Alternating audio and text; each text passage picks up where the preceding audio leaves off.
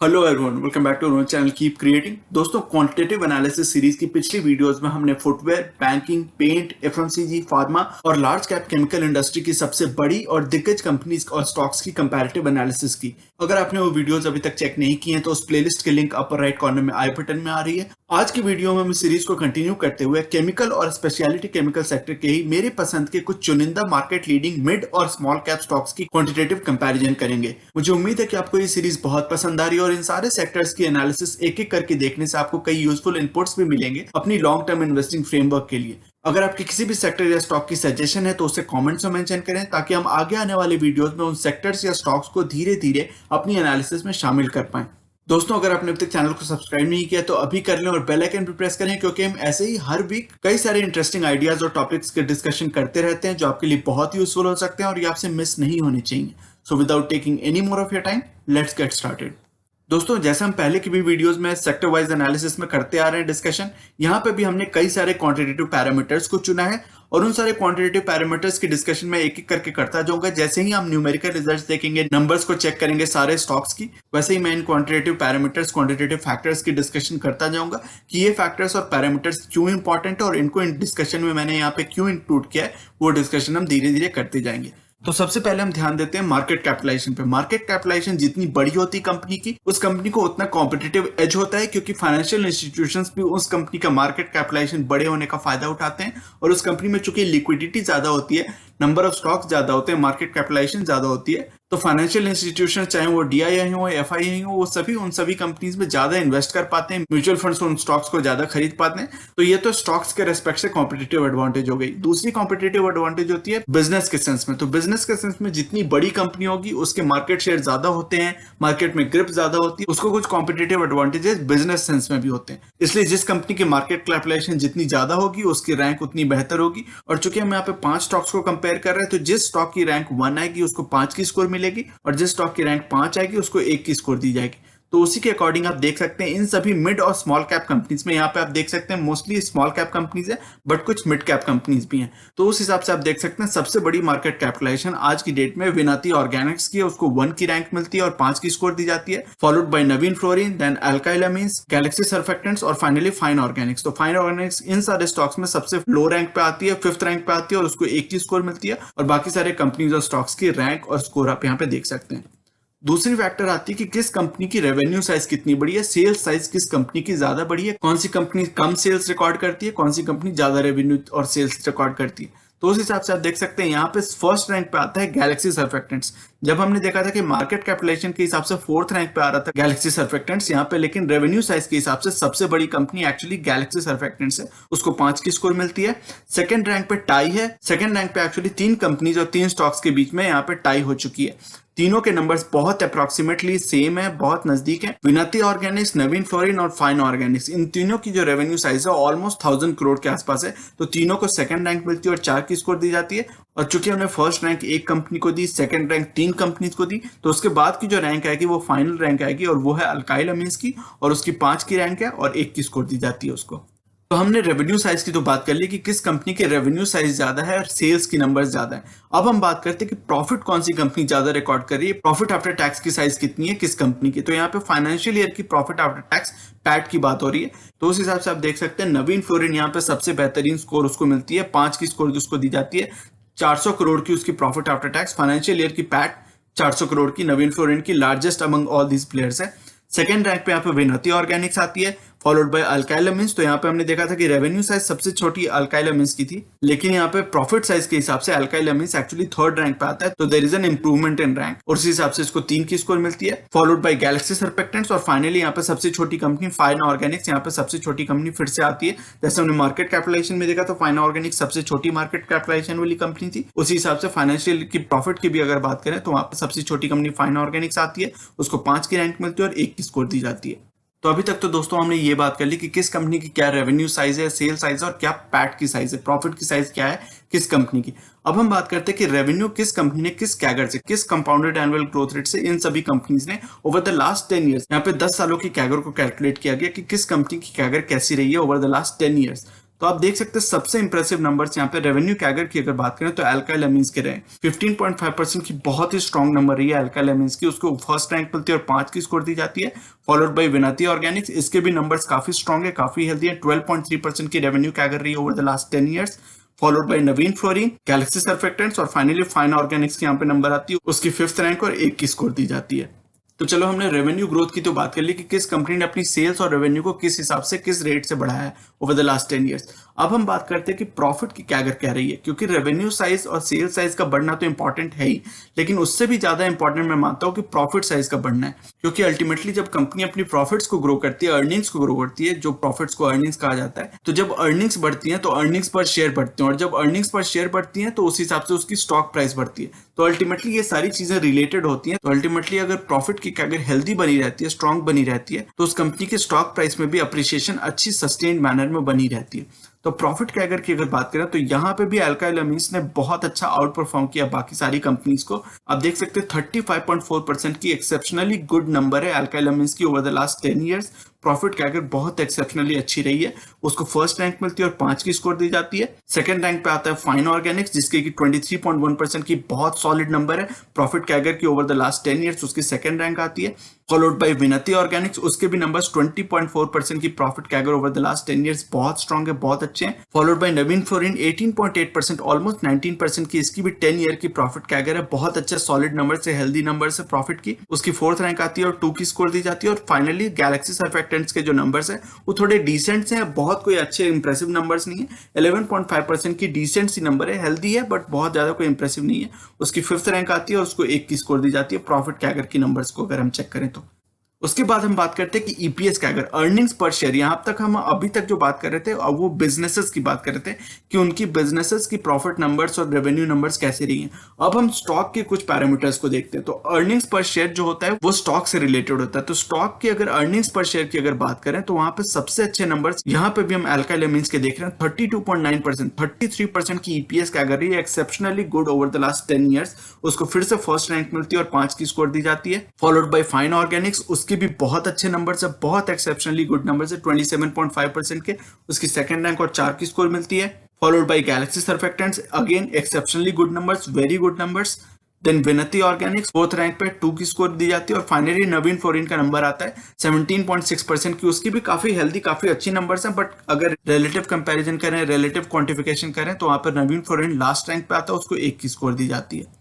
फिर हम बात करते हैं कि नेट प्रॉफिट मार्जिन किस कंपनी के कितने स्ट्रांग है। और नेट प्रॉफिट मार्जिन इसलिए मैटर करते हैं क्योंकि अगर स्ट्रांग नेट प्रॉफिट मार्जिन होते हैं तो उससे आपको पता चलता है कि उस कंपनी की परचेजिंग पावर कितनी है और कितने लंबे समय के लिए अपने प्रॉफिट को वो सस्टेन्ड हेल्दी मैनर में बना के रख सकती है वो कंपनी। इस क्वांटिटेटिव पैरामीटर की डिस्कशन थोड़ी और डिटेल में हमने पहले की वीडियोस में और थोड़ी डिस्कशन की हुई है डिटेल में, तो उन वीडियोस को रेफर करके आपको थोड़ा और पता चल सकता है कि नेट प्रॉफिट मार्जिन क्यों इतना इंपॉर्टेंट होता है। तो नेट प्रॉफिट मार्जिन के नंबर से अगर कंपेयर करें तो वहां पे Navin Fluorine is the best performing stock. यहाँ पे आप देख सकते हैं best performing business Navin Fluorine का 39.1% की बहुत एक्सेप्शनली हाई नंबर है नेट प्रॉफिट मार्जिन की, उसको फर्स्ट रैंक मिलती है, 5 की स्कोर मिलती है। Followed by Vinati organics 32.5%, then alkyl amine 21.7% की बहुत strong net profit margin, then fine organics और फाइनली यहाँ पे गैलेक्सी सर्फेक्टेंट्स 10.2% की, इसकी भी बहुत डिसेंट नंबर है, कोई बहुत लो नंबर नहीं है, लेकिन अगर कंपैरेटिव एनालिसिस करें तो वहां पे फिर से इसकी 5th रैंक आती है और 1 की स्कोर मिलती है इसको।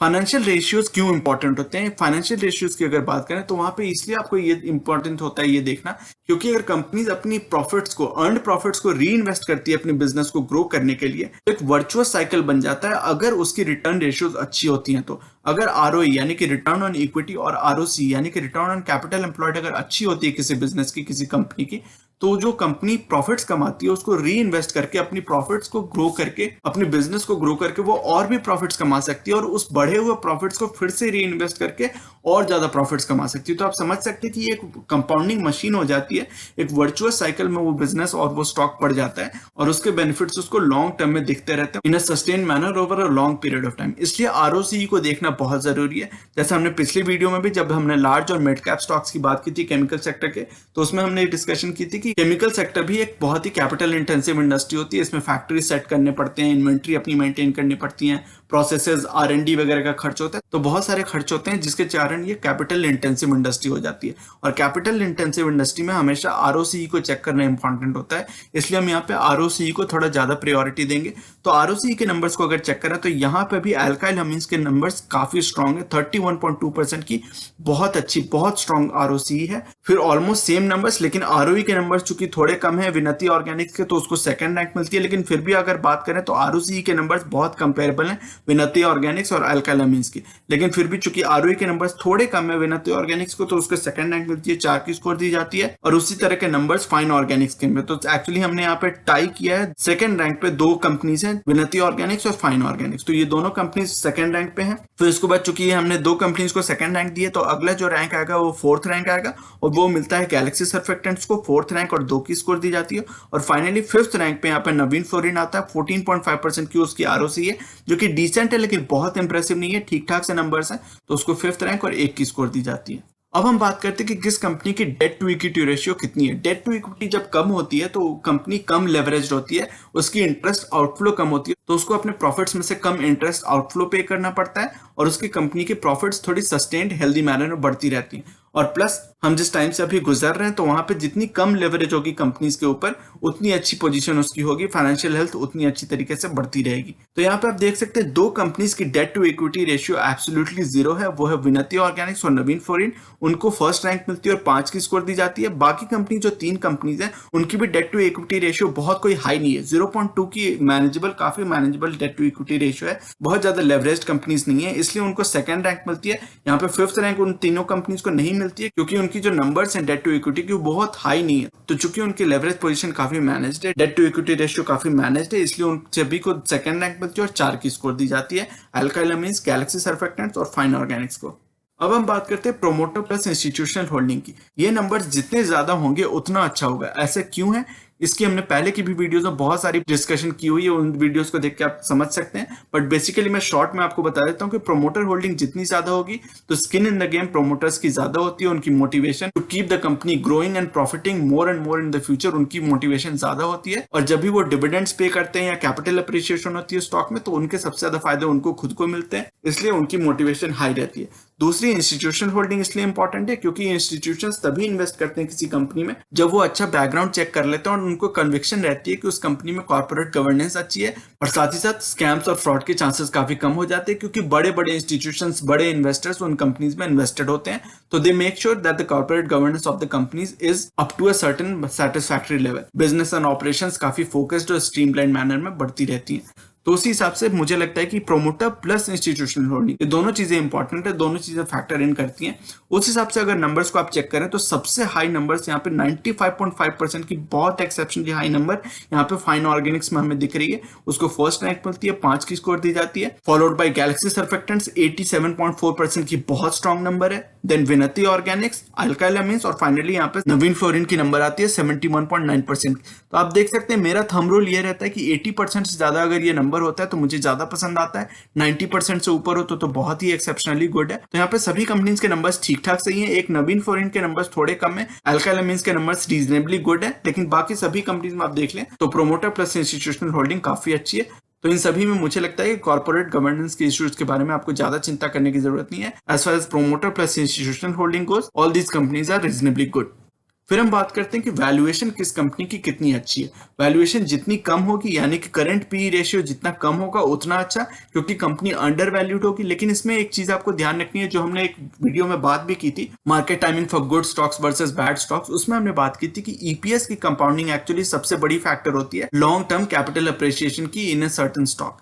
वैल्यूएशन एक बाइनरी सा फिगर होता है, बाइनरी सा फैक्टर होता है, जिसमें बहुत ज्यादा फ्लक्चुएशन नहीं आती है। लेकिन इसमें प्रॉब्लम ये मुझे एक फैलेसी दिखती है कि एक्चुअली जो बहुत सारे रिटेल इन्वेस्टर्स होते हैं वो वैल्यूएशन पे ही बहुत ज्यादा हार्प करते हैं, बहुत ज्यादा फोकस करते हैं, और कंपनी की जो बेसिक फंडामेंटल्स है उसको थोड़ा इग्नोर कर देते हैं। इसलिए वैल्यूएशन मुझे लगता है कि एक्चुअली स्वीट स्पॉट ये है कि वैल्यूएशन को अपनी मेट्रिक, अपनी पूरी ओवरऑल फ्रेमवर्क का पार्ट जरूर रखें, वैल्यूएशन को जरूर कंसिडर करें, लेकिन ओवरली स्ट्रेस करने की जरूरत नहीं है वैल्यूएशन के ऊपर। मुझे लगता है कि valuation can only be a part of your overall analysis framework, but it should not be the only factor that you have to consider, that you should consider in your analysis framework. It should only be one of the parameters that you consider, not the only parameter. तो अगर current P ratio के हिसाब से देखें तो सबसे बेहतरीन stock यहाँ पे नवीन फ्लोरिन दिख रही है, उसको 1 की रैंक मिलती है और 5 की स्कोर दी जाती है, followed by Vinati Organics, Galaxy surfactants, alkyl amines और फाइन ऑर्गेनिक्स। तो फाइन ऑर्गेनिक्स की वैल्यूएशन यहाँ पे सबसे एक्सपेंसिव है, सबसे हाईली वैल्यूड स्टॉक है, उसको 5th रैंक मिलती है और 1 की स्कोर दी जाती है।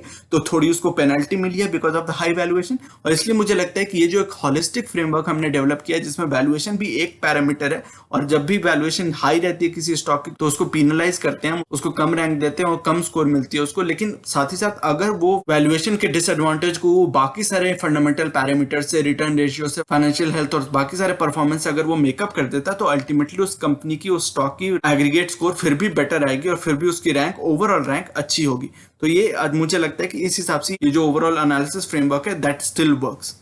फिर हम अल्टीमेटली फाइनल पैरामीटर की बात करते हैं जो है stock price CAGR. Stock price ने कैसी परफॉर्मेंस दी है over the last several years. यहाँ पे 2 एस्टेरिस्क मार्क आपको दिख रहे हैं, गैलेक्सी सर्फेक्टेंट्स और फाइन ऑर्गेनिक्स में हमने एस्टेरिस्क लगाया है क्योंकि इनकी शॉर्ट लिस्टिंग हिस्ट्री रही है। तो you have to take this numbers with a pinch of salt. बाकी सारे स्टॉक्स की जो परफॉर्मेंस हिस्ट्री रही है काफी लंबी रही है, रीजनेबली लंबी रही है, तो उन सभी में उतना कोई चक्कर नहीं है। इन सभी की जो स्टॉक हिस्ट्री रही है, जो परफॉर्मेंस हिस्ट्री रही है वो काफी लंबी है, तो रिलायबल है। बट बाकी ये गैलेक्सी सर्फेक्टेंट्स और फाइन ऑर्गेनिक्स के नंबर्स को आपको थोड़ा with a pinch of salt लेना है। तो अगर स्टॉक प्राइस कैगर को अगर कंपेयर करें लास्ट 10 इयर्स के स्टॉक प्राइस कैगर को, तो वहां पे आप देख सकते हैं सबसे बेहतरीन नंबर्स यहाँ पे अल्काइल अमीन्स के दिख रहे हैं। 63.2% की एक्सेप्शनली हाई, मतलब out of the park numbers है। 63.2% की बहुत स्ट्रॉन्ग स्टॉक प्राइस कैगर रही है over the last 10 years. Second rank पे आता है नवीन फ्लोरिन, थर्ड रैंक पे विनती ऑर्गेनिक्स, देन फाइन ऑर्गेनिक्स, और फाइनली 5th रैंक पे 1 की स्कोर मिलती है गैलेक्सी सर्फेक्टेंट्स को। उसकी भी स्टॉक प्राइस का अगर बुरी नहीं रही है, डिसेंट सी रही है, लेकिन बाकी सारे स्टॉक से अगर कंपेयर करें तो काफी कम रही है, इसलिए उसको 5th रैंक मिलती है और 1 की स्कोर दी जाती है।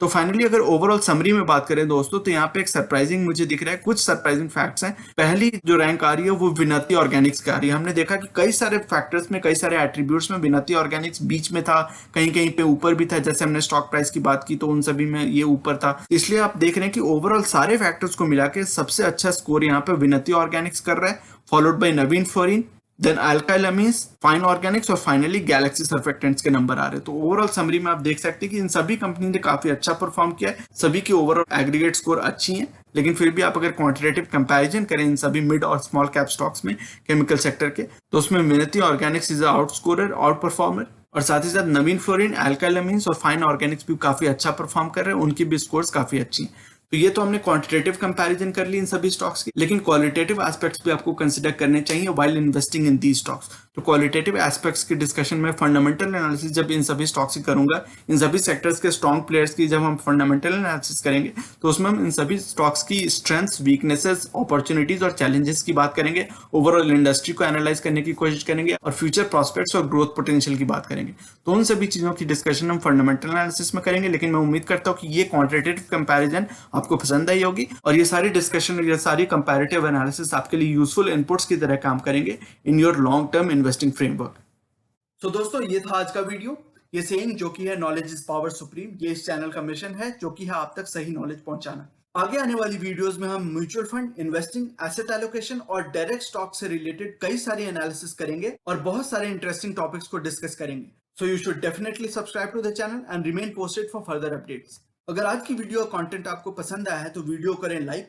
अगर आपको लगता है कि इस इन्फॉर्मेशन से किसी की मदद हो सकती है तो इसे अपने दोस्तों और फैमिली मेंबर्स के साथ शेयर करें और चैनल को करें सब्सक्राइब। मिलते हैं अपने अगले वीडियो में एक और टॉपिक के डिस्कशन के साथ। तब तक के लिए take care and see you soon. Bye bye.